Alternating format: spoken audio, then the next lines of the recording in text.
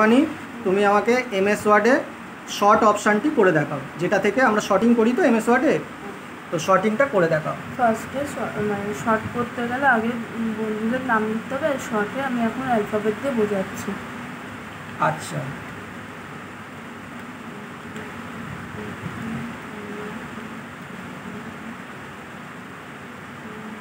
ওকে। তুমি এখানে বেশ কিছু বন্ধুদের নাম শর্টে তুমি বোঝাতে চাইলে, জি ফর কারুর নাম হতে পারে, এফ ফর কারুর নাম হতে পারে, তুমি শর্ট ফর্মে লিখে দিলে।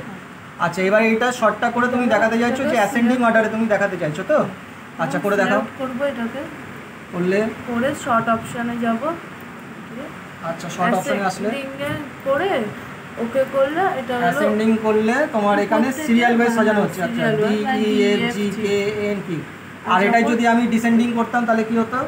তারপর শর্ট অপশানে গিয়ে ডিসেন্ডিং দিয়ে ওকে করলে এটা উল্টো দিক থেকে হবে। আচ্ছা, এটা উল্টো দিক থেকে হয়ে যেত। বাহ, ভেরি গুড।